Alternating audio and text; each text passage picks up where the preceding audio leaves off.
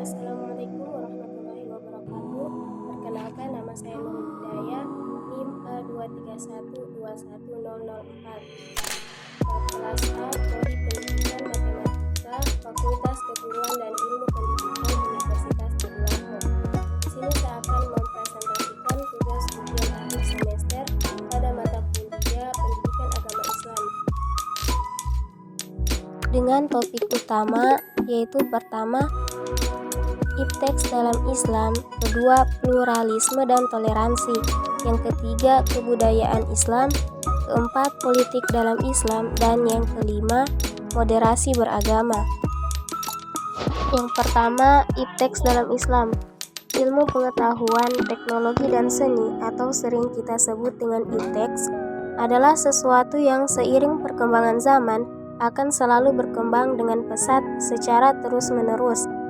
Di zaman modern saat ini, ilmu pengetahuan sangat dibutuhkan dalam kemajuan suatu bangsa, serta ilmu tersebut akan berpengaruh terhadap taraf ekonomi, sosial, dan intelektual seseorang. Inovasi-inovasi baru dari ipteks kian hari semakin canggih, sehingga penemuan-penemuan ipteks seperti telekomunikasi, transportasi, informasi, dan lainnya telah memudahkan kehidupan manusia dalam memenuhi kebutuhannya. Islam sangat memperhatikan pentingnya ilmu pengetahuan, teknologi, dan seni dalam kehidupan umat manusia. Martabat manusia di samping ditentukan oleh peribadahannya kepada Allah, juga ditentukan oleh kemampuan pengembangan ilmu pengetahuan, teknologi, dan seni. Bahkan dalam Al-Quran sendiri, Allah menyatakan bahwa orang yang berilmulah yang benar-benar takut kepada Allah. Ipteks dalam praktik mampu mengangkat harkat dan martabat manusia karena melalui ipteks manusia mampu melakukan eksplorasi kekayaan alam yang disediakan oleh Allah Subhanahu wa Ta'ala. Oleh karena itu, dalam pengembangan ilmu ipteks, nilai-nilai Islam tidak boleh diabaikan agar hasil yang diperoleh memberikan kemanfaatan sesuai dengan fitrah hidup manusia. Yang kedua, pluralisme dan toleransi. Pluralisme dalam Islam didasarkan pada satu kenyataan bahwa Allah telah menciptakan manusia dalam keragaman dan kemajemukan. Namun yang perlu dipahami adalah bahwa perbedaan di antara manusia, terutama dalam beragama, terjadi karena kehendak Allah Subhanahu wa Ta'ala. Setiap orang Islam meyakini hal itu sebagai keniscayaan yang tidak dapat ditolak atau diubah sedikitpun. Untuk itulah, agar tidak terjadi petaka atau konflik antar manusia, maka sangat dibutuhkan nilai-nilai toleransi. Al-Quran, As-Sunnah, dan perilaku ulama telah menjadi alasan untuk menghargai perbedaan tersebut. Dengan demikian, umat Islam haruslah menjadi umat yang paling siap menerima perbedaan dan paling tinggi ruh toleransinya. Kata toleransi memiliki padanan dalam bahasa Arab dengan kata tasamuh, yang berarti kesiapan untuk saling memudahkan dan mengizinkan. Dari kata tasamuh tersebut dapat dipahami adanya ajaran dalam Islam yang membolehkan umatnya menerima perbedaan dengan agama lainnya dan bisa saling bertukar pendapat. Setiap orang memiliki hak yang sama untuk mengusung dan mengembangkan pendapatnya, serta tidak saling menjegal satu sama lain. Yang ketiga, kebudayaan Islam. Budaya atau kebudayaan adalah bagian yang tak terpisahkan dari kehidupan manusia dan selalu ada dimanapun manusia itu berada. Dalam kapasitasnya sebagai makhluk sosial, manusia merupakan objek dan subjek dari kebudayaan. Karena budaya merupakan bagian lingkungan yang diciptakan dan dialami oleh manusia tersebut. Kebudayaan diciptakan manusia bertujuan untuk dijadikan sebagai norma dan ungkapan seni yang diharapkan mampu memberi keteraturan hidup dan ketenangan bagi manusia itu sendiri, baik secara lahir maupun batin. Kebudayaan Islam pada dasarnya berpijak pada norma-norma atau syariat Islam itu sendiri. Setiap budaya sejatinya harus berpijak pada nilai-nilai Islam. Oleh karena itu, Islam hadir bukan untuk menghilangkan budaya yang telah berkembang di tengah masyarakat, tapi meluruskan budaya yang menyimpang dari ajaran agama, dan tauhid haruslah menjadi patron yang paling utama dalam setiap muslim. Dalam tatanan empiris, kebudayaan terdiri dari beberapa unsur. Secara umum, sistem kebudayaan dibagi menjadi beberapa unsur, yaitu pertama, sistem bahasa, kedua, sistem pengetahuan, ketiga, sistem organisasi sosial, keempat, sistem peralatan hidup, yang kelima, sistem teknologi, yang keenam, sistem mata pencaharian hidup, dan yang terakhir, sistem religi kesenian. Yang keempat, politik dalam Islam. Secara etimologi, kata politik berasal dari bahasa Yunani, yaitu dari perkataan polis yang mempunyai arti kota dan negara.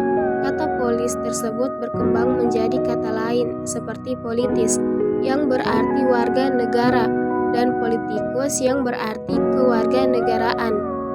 Dalam bahasa Indonesia, kata politik mempunyai beberapa pengertian, yaitu 1. Ilmu atau pengetahuan mengenai ketatanegaraan atau kenegaraan. 2. Segala urusan dan tindakan atau kebijakan, siasat dan sebagainya mengenai pemerintahan negara atau terhadap negara lain. Dan 3. Kebijakan, cara bertindak dalam menghadapi atau menangani suatu masalah. Cita-cita politik seperti yang dijanjikan Allah Subhanahu wa Ta'ala kepada orang-orang beriman dan beramal saleh dalam Al-Quran adalah 1. Terwujudnya sebuah sistem politik, 2. Berlakunya hukum Islam dalam masyarakat secara mantap, dan 3. Terwujudnya ketentraman dalam kehidupan masyarakat. Nilai-nilai dasar politik dalam Al-Quran. Yang pertama, kemestian mewujudkan persatuan dan kesatuan umat sebagaimana tercantum dalam Quran Surah Al-Mu'minun ayat 52. Yang kedua, kemestian bermusyawarah dalam menyelesaikan masalah-masalah ijtihadiyah sebagaimana dijelaskan dalam Quran Surah Asy-Syu'ara ayat 38. Yang ketiga, kemestian mentaati Allah dan Rasulullah dan ulil amr pemegang kekuasaan terdapat dalam Quran Surah An-Nisa ayat 95. Yang keempat, keniscayaan mendamaikan konflik antar kelompok dalam masyarakat Islam. Dan jika ada dua golongan dari orang-orang mukmin berperang, maka damaikanlah keduanya.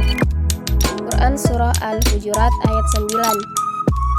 Yang kelima, kemestian mempertahankan kedaulatan negara dan larangan melakukan agresi dan invasi. Seperti pada surah Al-Baqarah ayat 190 yang berbunyi, dan perangilah di jalan Allah orang-orang yang memerangi kamu, tetapi janganlah kamu melampaui batas. Yang keenam, kemestian meningkatkan kewaspadaan dalam bidang pertahanan dan keamanan sebagaimana dalam Quran Surah Al-Anfal ayat 60. Yang ketujuh, keharusan menepati janji seperti firman Allah, dan tepatilah perjanjian dengan Allah apabila kamu berjanji, dan janganlah kamu membatalkan sumpah-sumpahmu. Hal ini dapat dilihat dalam Quran Surah An-Nahl ayat 91. Kedelapan, keharusan mengutamakan perdamaian bangsa-bangsa dapat dilihat dalam Quran Surah Al-Hujurat ayat 13. Dan yang terakhir, kemestian peredaran harta pada seluruh lapisan masyarakat sebagaimana dijelaskan dalam Quran Surah Al-Hasyr ayat 7. Moderasi adalah ajaran inti agama Islam. Islam moderat adalah paham keagamaan yang sangat relevan dalam konteks keberagaman dalam segala aspek, baik agama, adat istiadat, suku, dan bangsa itu sendiri. Bapak Zainal Abidin juga menawarkan 4 langkah mengembangkan moderasi beragama untuk generasi milenial, yaitu pertama, manfaat perkembangan teknologi media sosial dalam menyebarluaskan moderasi beragama. Kedua, melibatkan generasi milenial dalam kegiatan positif di masyarakat. Ketiga, perlu ada ruang dialog yang memadai bagi generasi milenial, baik di lembaga pendidikan, di rumah, dan di masyarakat. Yang terakhir, mengoptimalkan fungsi keluarga sebagai lembaga pembinaan karakter yang positif. Prinsip-prinsip moderasi beragama dalam Islam. Pertama, prinsip keadilan al-adl. 1. Tidak berat sebelah atau tidak memihak.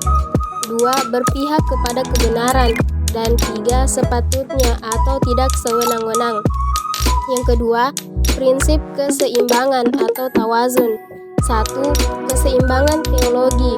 2. Keseimbangan ritual keagamaan. 3. Keseimbangan moralitas dan budi pekerti. 4. Keseimbangan proses tasyri' atau pembentukan hukum. Yang ketiga, prinsip toleransi atau tasamuh.